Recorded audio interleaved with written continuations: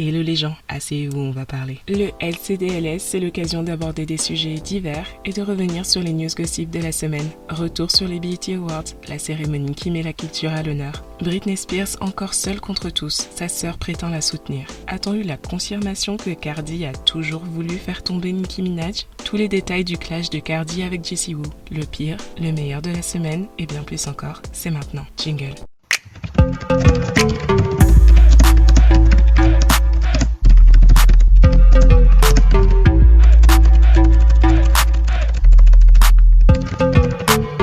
Qui est souvent sur TikTok ici? Vous avez pas remarqué quelque chose ces dernières semaines? De la confusion, de l'égarement, une certaine désorientation peut-être. Vous savez que le principe même de TikTok, c'est de faire des vidéos sur fond de musique. Et donc la danse fait partie intégrante de l'application. Des danses les plus simples ou plus créatives. Tout ça c'est très fun. Mais maintenant, le problème majeur sur TikTok, depuis un certain temps, c'est le vol de contenu. On pourrait aussi parler d'appropriation culturelle. C'est un problème qui ne date pas de maintenant. Par exemple, Addison Rae et Jimmy Fallon avaient été fortement critiqués lors du passage d'Addison dans le Tonight Show. Jimmy, le présentateur, lui présentait des noms de challenges TikTok sur un carton et elle devait lui montrer les mouvements. Sauf que tous ces challenges, à part le Blinding Light, ont en fait été créés par des TikTokers noirs qui ne sont jamais crédités par les grands influenceurs comme Addison Rae. Ce sont ces challenges qui permettent à ces influenceurs d'avoir des millions et des millions de followers. Pourtant, ils ne prennent jamais la peine, ne serait-ce que de mentionner les créateurs originaux, afin qu'ils puissent eux aussi récolter les fruits du travail qui est le leur. Suite à la controverse, Jimmy Fallon a présenté ses excuses et a invité les créateurs des challenges comme Savage, Corvette, Laffy Taffy et d'autres pour qu'ils fassent leur danse.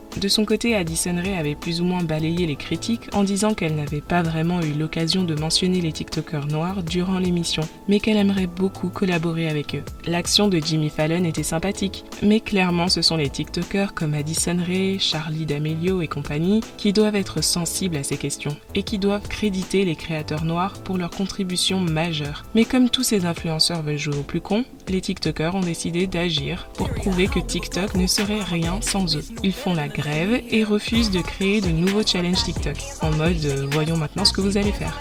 D'où l'état de confusion généralisée qu'on retrouve sur TikTok en ce moment, concernant quelle chorégraphie faire sur la nouvelle chanson de Megan Thee Stallion, Touch It. Oui, parce qu'ils ont décidé d'utiliser sa musique pour la grève, la pauvre. Ça fait un gros manque à gagner pour elle. On sait que TikTok est d'une grande aide par rapport au stream. Mais bon, après tout, c'est elle qui crie partout protéger les femmes noires. Donc normalement, ça devrait pas la déranger. Bref, c'est là où ça devient très marrant et triste à la fois, quand on voit les danses et le challenge qui a été inventé pour Touch It.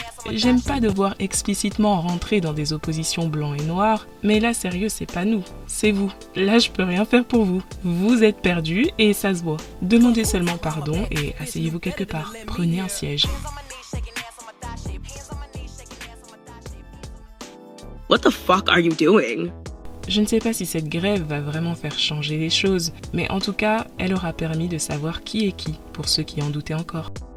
Britney Spears continue sa lente descente aux enfers, cette fois au su et au vu de tous. Suite à son témoignage choquant devant la juge, désignée pour statuer sur sa tutelle, Britney est entrée pour la première fois dans les détails les plus horrifiants de sa mise sous tutelle. Son manque total de liberté concernant sa vie professionnelle, mais également sa vie personnelle. J'ai sous-titré et publié tout son témoignage sur ma chaîne, donc je vous encourage à aller voir la vidéo si c'est pas déjà fait. Elle a ensuite écrit un long texte sur Instagram où elle dit entre autres « Je suis désolée d'avoir fait semblant d'aller bien pendant ces 2 dernières années. Je l'ai fait par fierté et parce que j'avais honte de partager ce qui m'était arrivé. » Britney a été longtemps la cible facile des médias et d'autres célébrités, souvent attaquée très durement, et ses fans étaient vus comme des cinglés dont on se moquait aussi. Donc aujourd'hui, maintenant qu'on a la confirmation, en tout cas de la part de Britney, que c'est finalement elle la victime, c'est très, mais alors très intéressant de voir tous ses détracteurs retourner leur veste un par un. Après la bombe qu'elle a lâchée, je m'assois et j'observe seulement les réactions.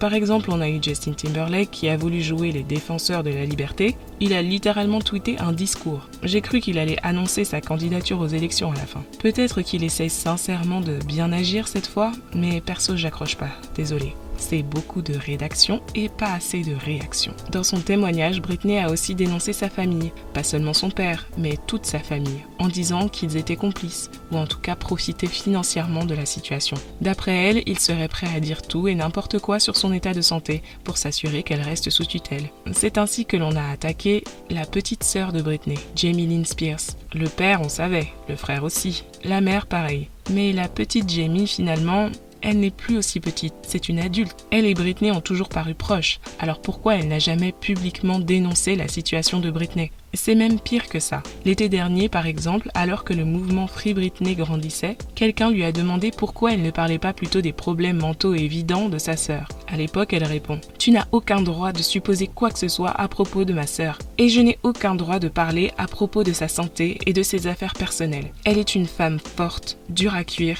et inarrêtable, et c'est la seule chose qui soit évidente. » Voilà donc. Moi, je comprends qu'en tant que sœur d'une star de renommée mondiale, tu refuses de leaker des informations sur elle, sur sa santé ou sa vie privée. Imaginez Solange balancer les dossiers de Beyoncé sur Instagram. C'est pas possible. Mais là où je perds tout respect pour Jamie Lynn, c'est quand tu te dis, quand elle cache toutes ces infos et qu'elle chante de concert avec le père de Britney, à qui profite sa loyauté au final ? Est-ce que c'est vraiment dans l'intérêt de Britney de refuser de parler ? Je sais que parfois, vu de l'extérieur, les choses peuvent paraître différentes de la réalité. Il y a sans doute des choses qu'on ne sait pas, mais ce qui apparaît comme évident maintenant, c'est que Britney est vraiment seule, à part son copain bizarre qui a besoin d'une green card.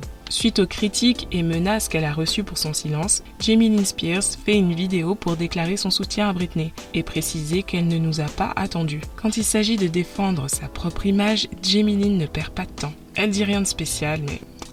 Bref, vas-y, regardez. I've made a very conscious choice in my life to only participate in her life as her sister. Maybe I didn't support her the way the public would like me to, but I can assure you that I've supported my sister long before there was a hashtag, and I'll support her long after. Note that. Not that I owe the public anything, because my sister knows I love and support her. That's the only person I owe anything to. I'm not my family, I am my own person, I'm speaking for myself.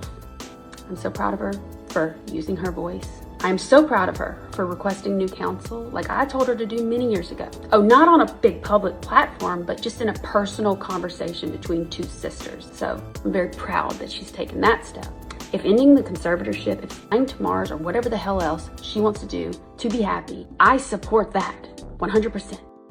La soirée qui met à l'honneur la culture a eu lieu, les BET Awards 2021. Malgré des audiences historiquement basses, tout comme pour toutes les émissions de remise de prix, BET nous a quand même offert un show en direct avec un public. Voici en gros tout ce qui s'est passé avant, pendant et après la cérémonie. Pour ce qui est des récompenses, Lil Baby a enfin été reconnu pour son talent avec le award du meilleur artiste hip-hop masculin. Megan Thee Stallion est la meilleure artiste hip-hop féminine. Elle remporte également le award du public pour le remix de Savage et aussi le clip de l'année et pour WAP ainsi que la meilleure collaboration. C'était encore une bonne soirée pour Megan. Les meilleurs artistes R&B sont Chris Brown et Her, le meilleur groupe Silk Sonic, Oxtails de Jasmine Sullivan et l'album de l'année. Chaque année, on a du lourd dans la catégorie meilleure performance internationale. Et chaque année, c'est Burna Boy qui gagne. Là, c'est sa 3e fois. Côté performance, Her a interprété We Made It, en arrivant par les airs avec sa batterie. Elle joue aussi de la guitare tout en chantant en direct.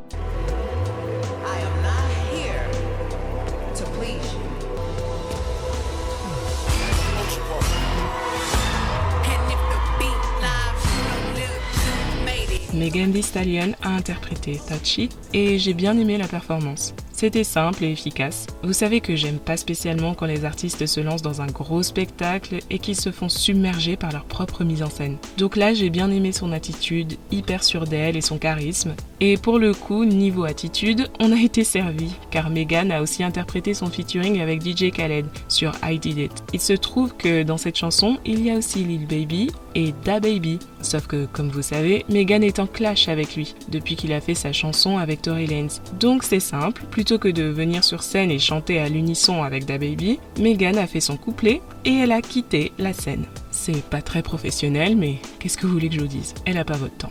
Swizz Beatz, Busta Rhymes, Method Man et d'autres ont rendu un super hommage à DMX. Ils ont aussi mis à l'honneur son côté poète. Ça aurait pu être cool de voir aussi Yves sur scène, mais ça ne change pas que c'était une très bonne performance. Lil Nas X a été invité pour jouer son titre Montero, Call Me By Your Name, et il a encore fait un scandale à cause de ce qu'il a fait à la fin. Il roule une pelle à son danseur, voilà. Et c'était trop choquant pour les gens, du coup ils ont rappelé les exorcistes ou je sais pas ce qu'ils ont fait, mais en tout cas certains téléspectateurs n'étaient pas contents. Il y a clairement de l'homophobie dans tout ça, on va pas se mentir. Quand on te sort que c'était une performance satanique alors que le gars a fait un thème égyptien en hommage au clip de Michael Jackson, on comprend bien qu'il y a des gens qui sont juste énervés contre lui. Mais il y a aussi des gens qui n'apprécient tout simplement pas ce genre de démonstration, hétéro ou pas. Je me place dans cette catégorie. Ceci étant dit, je trouve que c'est vraiment plus la peine de débattre avec Lil Nas X. On a déjà dit ce qu'on avait à dire. Et lui, il tweet « Puisque vous réagissez comme ça à cause d'un baiser, je vais juste ken le mec sur scène la prochaine fois. » Clairement, le gars s'en fout, donc gardez votre salive, surtout si c'est pour sortir des insultes homophobes. Rapidement, je voudrais juste parler des 2 pires prestations de la soirée. Pour moi, c'était clairement les City Girls et DaBaby. DaBaby a interprété son single Ball If I Want To. Il a ramené sur scène tout le casting de son clip. Résultat, c'était juste un bordel pas possible. Tout ce que j'ai vu, c'est les fesses des 2 pom-pom girls, les 2 techniciens qui sont venus attacher le harnais de DaBaby, et j'ai entendu l'audio de la chanson avec la voix essoufflée de DaBaby par-dessus. Voilà, c'est tout. On a aussi vu que DaBaby est de nouveau en couple avec Danny Leg, mais ça c'était pas du tout dans les BET Awards. Ils ont posté une photo dans la même position et allongés dans ce qui semble être le même lit. Ensuite, les City Girls. Là, c'est bien simple, j'arrête pas de le dire que beaucoup de rappeuses ont la maladie de vouloir faire des chorégraphies entières alors qu'elles ne sont pas danseuses pro. Et ça doit cesser. Apparemment, leur excuse, c'est que c'était leur première prestation au BET. Et je m'en fous complètement. Si tu es inexpérimenté, tu fais simple et tu mises sur ton charisme et ton attitude. Car en plus de ça, elles font du playback. Et après, on va dire qu'on est trop exigeant envers les artistes féminines par rapport aux hommes. Il y a sans doute du vrai dans tout ça. Mais dans le rap, à l'heure actuelle, je suis pas du tout d'accord. Je devrais faire une vidéo sur ça pour qu'on puisse en débattre. Bref, l'événement de la soirée, c'était sans doute la prestation des Migos qui ont interprété Straightening et également Type Shit, leur titre en featuring avec Cardi B. Cardi est arrivée sur scène avec son ventre de femme enceinte, déjà bien enceinte, et une tenue qui mettait en valeur sa grossesse. Félicitations à ceux qui avaient deviné sa grossesse depuis longtemps, depuis sa performance aux Grammys ou même avant. Une chose à savoir sur Cardi, c'est qu'elle sait comment annoncer sa grossesse en direct. Elle nous avait fait la même sur le plateau de SNL pour sa première grossesse. Là encore, elle va devoir gérer sa grossesse presque en même temps que la sortie de son album, car normalement, on attend un 2e album cette année. En tout cas, courage à elle et félicitations à elle. C'est courageux de sa part de ne pas freiner sa vie privée pour sa carrière. Et vous allez voir tout à l'heure que ça ne l'empêche pas du tout de rester fidèle à elle-même. Queen Latifah a reçu un award pour l'ensemble de sa carrière et ça ne pouvait pas être plus mérité. C'était tout simplement l'une des premières rappeuses et elle a toujours prôné le féminisme et l'unité, bien sûr. C'est clairement une artiste diversifiée. Monie Love, Rhapsody, MC Lyte et Lil Kim lui ont rendu hommage comme il se doit. Quand tu as une Lil Kim qui dit ça de toi, c'est juste beau pour le rap et pour le rap féminin.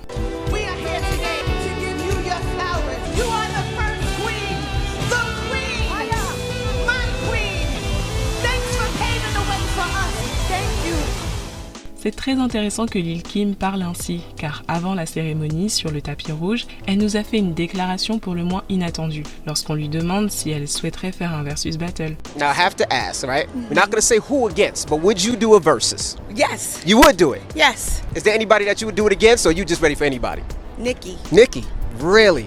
I would love to see that. Yes, me too. I would love to see that. Faut savoir que les versus, ce sont plus des célébrations que des affrontements. Certes, on compte les points, mais au final, ce qui compte, c'est de se remémorer le catalogue musical des 2 artistes et passer un bon moment. Donc on peut penser que Lil Kim tente de faire un geste envers Nicki pour définitivement enterrer la hache de guerre. Bon après, les gens ne l'ont pas forcément pris comme ça, et ils ont dit qu'un versus Nicki-Lil Kim n'aurait pas de sens. Car les 2 ne viennent pas de la même époque musicale. Et aussi que Nicki va détruire Lil Kim car elle a plus de tubes. Bon après je rappelle que les histoires de Starship et compagnie, on veut pas en entendre parler dans les versus. Même limite super basse, je sais pas si ça passe. Une chose que j'ai remarqué, c'est que beaucoup de fans de Nicki sont très jeunes, donc ne connaissent pas du tout Lil Kim. Pourtant c'est les premiers à ouvrir leur bouche pour sortir des insultes. Du coup moi j'aimerais beaucoup voir ce versus. Ce sera un grand moment pour le rap et ça va en instruire plus d'un. Croyez-le ou non, c'est bien cet extrait de l'interview de Lil Kim sur le tapis rouge qui est à l'origine de tout le drama entre Cardi B, Jessie Woo et Nicki Minaj. Prenez votre tasse de thé et asseyez-vous bien, parce que là, quand je vous dis qu'on va parler, on va parler. Alors déjà, qui est Jessie Woo ? Elle fait différentes choses, elle fait partie du casting des filles dans l'émission Wild 'N Out, elle est aussi dans la télé-réalité Love & Hip Hop Miami, et elle a également une chaîne YouTube. Maintenant, toutes ces casquettes lui servent beaucoup à promouvoir sa carrière de chanteuse. Clairement, elle n'a pas encore percé à ce niveau-là, mais elle fait sa petite vie. Moi, je l'ai connue par sa chaîne YouTube, car elle a l'habitude de faire simplement des vidéos où elle parle seule face caméra de tous les sujets d'actualité, et elle donne son avis. Je suis pas toujours d'accord avec elle, mais j'aime bien ses vidéos. Donc là, comme à son habitude, elle fait une vidéo sur les BET Awards et puis une autre vidéo uniquement sur la fameuse interview tapis rouge de Lil Kim. Sa vidéo dure environ 11 minutes et elle dit à quel point elle aimerait que le versus se fasse et que ce serait beau pour l'unité des femmes dans le rap. Elle parle de leur clash et de comment, d'après elle, le clash a été monté en épingle et en fin de compte, créé de toutes pièces par des gens de l'industrie qui ont voulu utiliser Nicki Minaj, à l'époque cette nouvelle petite rappeuse, pour provoquer et déstabiliser Lil Kim. Et de son côté, Lil Kim ne voyait pas forcément tous ces gens qui travaillaient dans l'ombre pour l'éteindre, et elle a dirigé sa colère contre Nicki Minaj. Alors que Nicki est arrivée dans le rap en étant fan de Lil Kim. Elle avait de l'assurance, ce qui est tout à fait normal pour une rappeuse, mais elle n'avait pas spécialement d'animosité envers Lil Kim. Au contraire. Ça, c'est ce que Jessie Woo raconte. C'est son avis sur leur bif et elle va ensuite l'étendre au clash entre Nicki Minaj et Cardi B. Pour elle, c'est exactement la même chose qui s'est passée entre elles. This is a grimy industry. There will be so many people that you guys will never know their names that have been behind the demise of so many people's careers. Like, I'll give you an example, and this is me spilling tea. I'll never forget. 4 years ago, I met someone that was on Cardi's team back in 2017. And they literally told me, like, this is something that was told to me, that putting Cardi out, our goal was to knock Nicki out. And that was the first time I heard that topic. Then not too long later, the whole Nicki and Cardi thing happened. And I remember just thinking to myself, yo, like, so-and-so told me, like, this is what they were trying to do. And then you have these two women who just want to be artists, but then you have all these people behind the scenes who are pinning them against each other. You know what I'm saying? And I feel like that's exactly what happened with Nicki and Lil Kim. J'imagine que vu comme ça, vous comprenez pas pourquoi cette histoire a pris une telle ampleur. C'est là où la manipulation des médias gossip arrive, parce que c'est seulement un court extrait qui a été diffusé par le Neighborhood Talk, uniquement lorsqu'elle balance son dossier sur le membre de l'équipe de Cardi qui lui aurait dit qu'il voulait éteindre Nicki depuis le début. Forcément, c'était du pain béni pour tous les fans de Nicki qui ont toujours pensé que Cardi n'était que le pion de l'industrie utilisé dans un complot contre Nicki Minaj. Ce n'est pas une révélation surprenante, mais c'est un peu la seule personne qui a confirmé ces rumeurs. Donc bah allez, on est reparti sur le clash Nicki-Cardi et comment Cardi ne sait pas rapper et comment elle a pas de talent et comment elle mérite pas son succès et blablabla. L'histoire a fait son petit buzz, mais vraiment j'insiste que l'histoire a fait un petit buzz, jusqu'à ce que Cardi décide de répondre aux révélations de Jessie Woo. Mensonge! Je déteste le fait que je doive répondre à des trucs aussi hors sujet. Jessie Woo, c'est la même personne qui me parle en DM pour me demander des conseils parce qu'elle a signé avec mon ancien label, et elle trouve que mon ancien manager lui a fait à l'envers. Si qui que ce soit t'a déjà dit ça à propos d'une autre femme, alors pourquoi as-tu décidé de signer avec eux toi aussi? Peu importe à quel point mes 3 ans de procès avec mon ancien manager étaient difficiles, je sais qu'il ne dira jamais ça, car c'est un gars du Queens.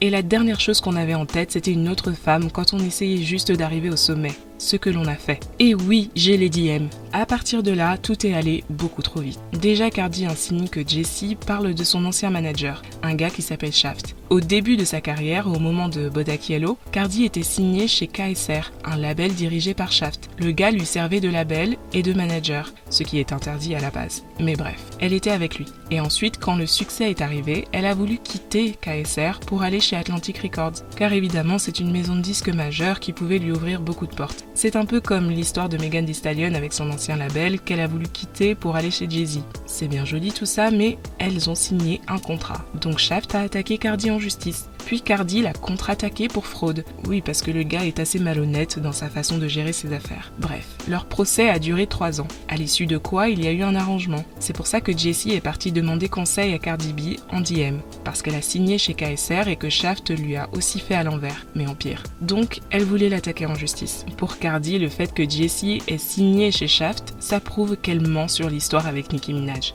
Je vois pas trop pourquoi, mais bon, du coup, elle nous balance toutes ces informations complémentaires et inutiles sur la conversation qu'elle a eue avec Jessie Woo en DM concernant Shaft. Rappelons quand même que Jessie n'avait jamais dit que c'était Shaft qui a dit que le but était d'éteindre Nicki. Elle a juste dit un membre de l'équipe de Cardi, mais soit. Cardi décide de publier les DM, mais au lieu de le faire elle-même, elle les envoie à ses amis blogueurs pour qu'ils jouent les porte-paroles. J'ai été silencieuse et en paix pendant que je travaillais et je me préparais pour mes bénédictions. Je refuse de laisser qui que ce soit interrompre cela. Je ne parlerai plus de ces histoires comme j'ai pu les laisser me distraire par le passé. Si quelqu'un veut des preuves, allez maintenant sur la page Insta de Official Ken Barbie. Salut! Donc entre-temps qu'elle envoie tous les DM et audios, elle était partie confronter Jessie Woo par message, elle a demandé des comptes à un ancien membre de son équipe, etc. etc. Voici tout ce qu'elle a partagé à ses porte-paroles. Je vais lire la majorité, mais peut-être que je vais paraphraser à des moments. Ça commence en 2019. Jessie contacte Cardi pour avoir des conseils pour son procès avec Shaft. Salut Cardi, tu ne te rappelles peut-être pas de moi, mais on s'est rencontrés quand tu étais avec Shaft. Par manque de jugement, j'ai signé avec Shaft plus tôt cette année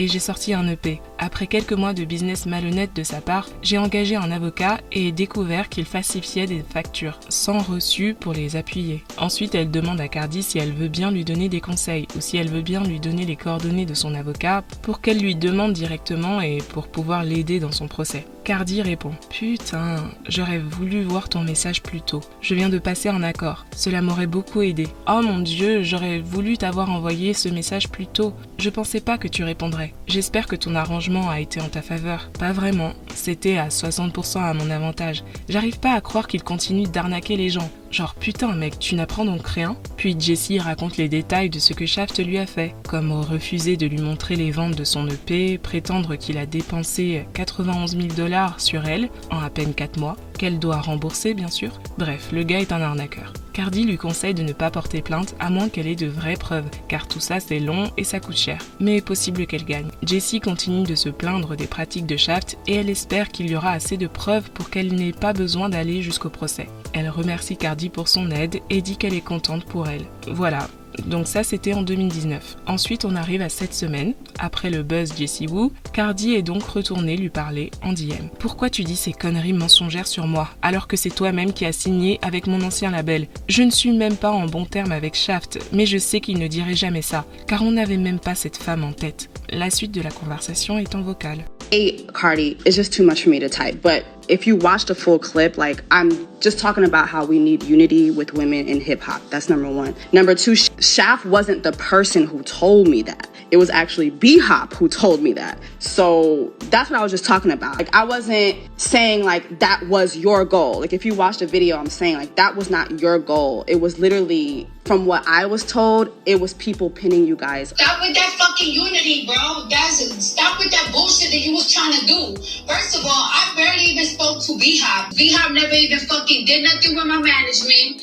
Only fucking was on the road with me. And I fired him. So don't bring that up with, oh, I know people's team, Cardi's team, associating that shit with me. You really dead ass fuck up my fucking a beautiful ass day that I have so you can put me in some fucking rap ass beat that I don't give a fuck about. Like, fuck out of here. Y'all bitches do anything for attention. That shouldn't even make sense. I wasn't present for your relationship with B-Hop, but literally when I was signed, B-Hop was my manager, and B-Hop told me he was your road manager. So, like, I mean, that's paperwork that I could show you. Like, I didn't even have direct communication with Shaq. What they told me, that's how they told me they moved with you.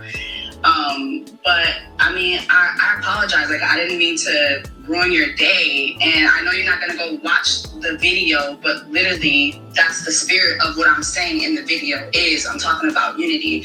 Like, again, like, I didn't mean to ruin your day. Sincerely, like, I apologize. That was not the goal. Get the fuck out of here with that shit, cause on some G shit, I'm about to really put you on blast. I don't wanna hear that shit, bro. You know exactly what you was doing. Why don't you tell the world the truth? Because you put me in some bullshit and I had to get out of my peace. and my bliss to address a blog because of your shit and your lies.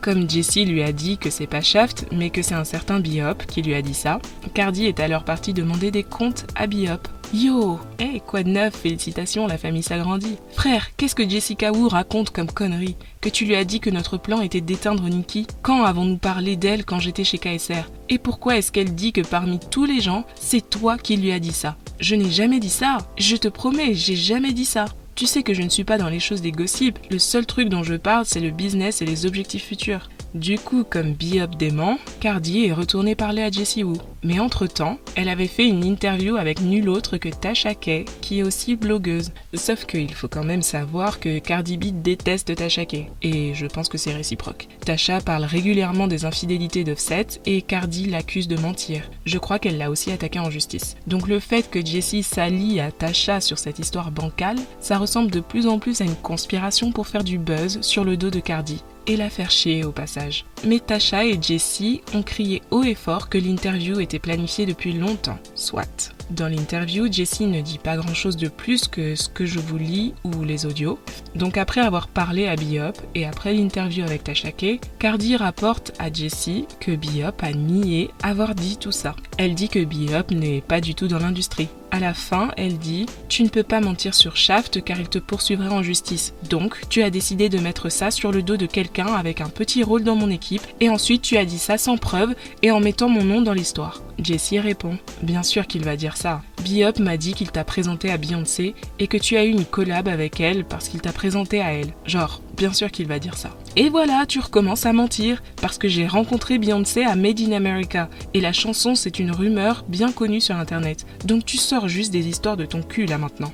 Shaft a aussi nié avoir dit quoi que ce soit à Jessie Wu et Cardi a partagé le screen de son commentaire à Jessie. Jessie la remercie car elle pense que le fait que Shaft l'accuse publiquement de menteuse peut l'aider dans son litige avec lui. Du coup, Cardi en conclut que Jessie a inventé tout ça pour que Shaft parle sur l'histoire et qu'elle puisse utiliser ça contre lui dans leurs embrouilles judiciaires. Mais surtout, Cardi termine en disant que Jessie a fait ça pour le buzz. Pour finir, avant de laisser ses blogueurs personnels diffuser tous les DM, Cardi rajoute une couche de victimisation par-dessus en disant que la nuit dernière, j'ai dû aller aux urgences parce que je me stresse tellement à m'embrouiller avec une fille qui ment sur moi. M'embrouiller avec ma sœur parce qu'elle voulait partir taper la fille car elle a voulu promouvoir sa musique. Je me suis tellement enflammée, je pouvais même pas marcher droit. Bon, déjà, je voudrais dire que Cardi doit vraiment se calmer. Elle parle très mal aux gens, sur base d'un extrait de quelques secondes, et son discours constant de Cardi la persécutée est vraiment fatigant. À l'entendre, il n'y a qu'elle qu'on critique en ce bas monde. Et entre parenthèses, si elle passait pas son temps à répondre à chaque foutue critique, peut-être qu'elle stresserait moins. Il y a un moment donné, faut se remettre en question.